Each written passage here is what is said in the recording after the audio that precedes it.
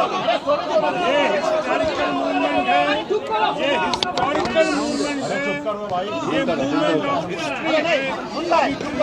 यहाँ पे कि हमारे अपने आसनसोल में यहाँ की समस्याओं को समझने के लिए, यहाँ की समस्याओं को दूर करने के लिए, कोशिश करने के लिए हमारे अपने विश्व ख्याति प्राप्त हमारी ममता जी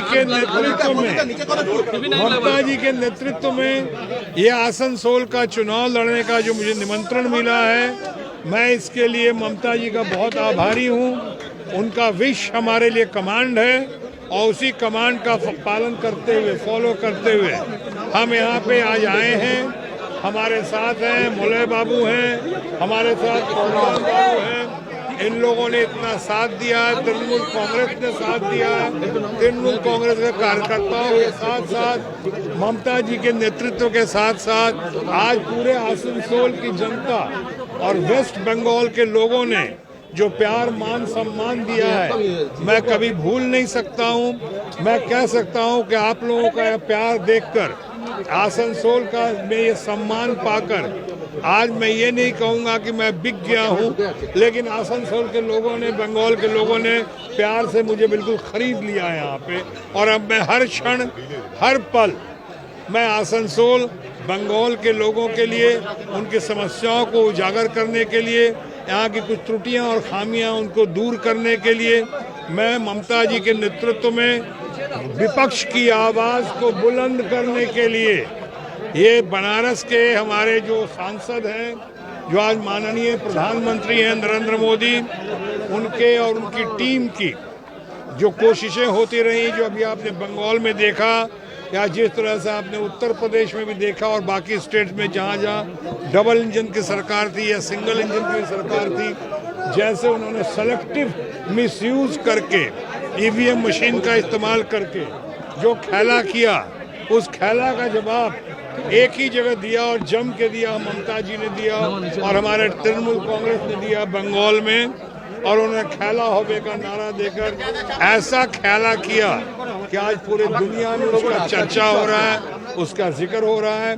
तो मुझे बहुत खुशी है कि उसी तृणमूल कांग्रेस का मलय बाबू हैं, कि हमारे अपने कल्याण बाबू हैं, इन लोगों के साथ उस टीम का हिस्सा बनकर ममता जी का साथ लेकर और ममता जी को साथ देकर मैं अपने आप को बहुत गौरवान्वित महसूस कर रहा हूं। और इसी के लिए आज मैं आया हूं। कल हमारा नॉमिनेशन है, कल नॉमिनेशन होगा, उसके बाद मैं प्यार से और अच्छे से आप लोग से बात करूंगा और आपके जो भी सवालात होंगे उनका मैं जवाब दूंगा।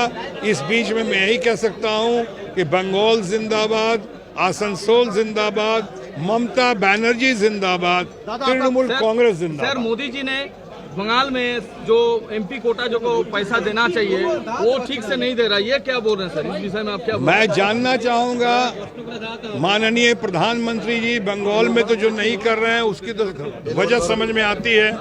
वजह उनकी जो है, अभी ऐसी जो हार हुई है उनकी, बंगाल में तमाम धन शक्ति का जो प्रयोग और दुरुपयोग किया है, उन्होंने तमाम लोगों को सामने खड़ा किया बंगाल में और उसका जवाब दिया, धन शक्ति का जवाब। जिस तरह से ममता जी ने अपने जनशक्ति के आधार पे व्हील चेयर में बैठकर जिस तरह से उन्होंने बंगाल के लोगों का सपना साकार करने में और लोगों के उत्साह को जागृत करने में जितनी मदद की है, जो काम किया है, वो गजब का है। और भी होगा। अभी मैं आया हूँ, ठीक कह रहे हैं, कारखाने की बात कर रहे हैं, जो कर रहे हैं, अभी हमने